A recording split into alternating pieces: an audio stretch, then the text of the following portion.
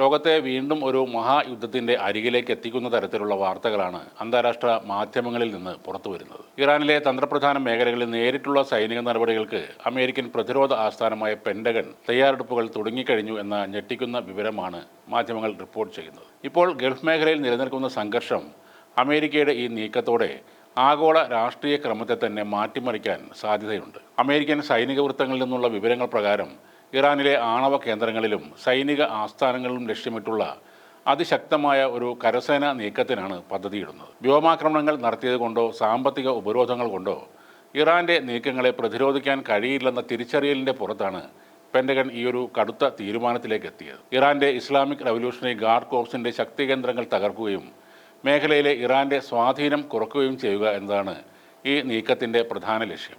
തന്ത്രപ്രധാനമായ ഹോർമുസ് കടലിടുക്കിലെ ഇറാന്റെ ആധിപത്യം അവസാനിപ്പിക്കാനും ആ നീക്കത്തിലൂടെ അമേരിക്ക ഉന്നം വെക്കുകയാണ്. ലോകത്തെ എണ്ണ വ്യാപാരത്തിന്റെ വലിയൊരു ഭാഗവും കടന്നുപോകുന്ന ഈ മേഖലയിൽ ഉണ്ടാകുന്ന ഏത് സൈനിക നീക്കവും ആഗോള വിപണിയെ തകർക്കാൻ പര്യാപ്തമാണ്. ഇതിനോടകം തന്നെ 10,000-കണക്കിന് അമേരിക്കൻ സൈനികരെ മേഖലയിൽ വിന്യസിക്കാനുള്ള നീക്കങ്ങൾ ആരംഭിച്ചതായും സൂചനകളുണ്ട്. അമേരിക്കയുടെ ഈ നീക്കം പ്രാദേശിക സംഘർഷമായി മാത്രം ഒതുങ്ങില്ല. ഇറാന്റെ അടുത്ത സഖ്യകക്ഷികളായ റഷ്യയും ചൈനയും ഇതിനോടകം തന്നെ തങ്ങളുടെ ആശങ്ക അറിയിച്ചു കഴിഞ്ഞു. ഇറാനിൽ ഒരു സൈനിക നടപടി ഉണ്ടായാൽ അത് ഗൾഫ് മേഖലയിലെ മറ്റ് രാജ്യങ്ങളെയും ബാധിക്കും. ഇസ്രയേലും അമേരിക്കയും ഒരു വശത്തും ഇറാനും അവരുടെ സായുധ ഗ്രൂപ്പുകളും മറുവശത്തുമായി നിൽക്കുന്ന ഈ പോരാട്ടം ഒരു മൂന്നാം ലോക മഹായുദ്ധത്തിലേക്ക് നയിച്ചേക്കുമോ എന്ന ഭീതിയിലാണ് ലോകരാജ്യങ്ങൾ. എന്തായാലും എണ്ണവിലയിൽ വൻ വർധനവ് ഉണ്ടാകാനും ഇത് ലോകമെമ്പാടും പണപ്പെരുപ്പത്തിന് കാരണമാകാനും സാധ്യതയുണ്ട്. മറ്റൊരു കാര്യം, നയതന്ത്ര ചർച്ചകൾ പൂർണ്ണമായും പരാജയപ്പെടുന്നത് ഐക്യരാഷ്ട്രസഭ പോലുള്ള സംഘടനകൾ എന്തിനാണ് നിലകൊള്ളുന്നത് എന്നൊരു ചോദ്യം കൂടെ ഉയർത്തുകയാണ്. അമേരിക്കൻ ഭരണകൂടം ഔദ്യോഗികമായി വാർത്ത സ്ഥിരീകരിച്ചിട്ടില്ല. എന്നാൽ പെന്റഗണിലെ തിരക്കിട്ട നീക്കങ്ങൾ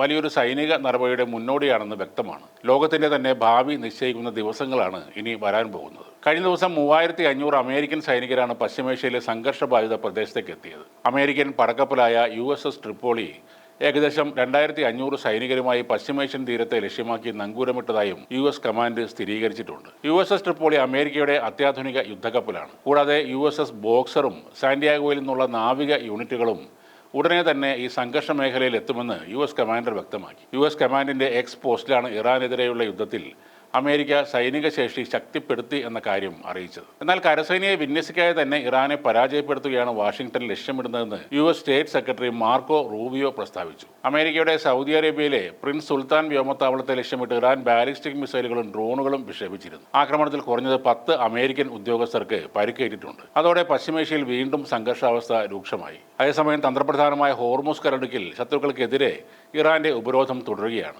ഇറാൻ അനുവദിക്കുന്ന കപ്പലുകൾ മാത്രമാണ് ഇപ്പോഴും അതുവഴി കടത്തിവിടുന്നത്. ഗൾഫ് രാജ്യങ്ങളിലേക്കുള്ള ഭക്ഷ്യവസ്തുക്കൾ അടങ്ങുന്ന കപ്പലുകളെല്ലാം അവിടെ കുടുങ്ങിക്കിടക്കുകയാണ്.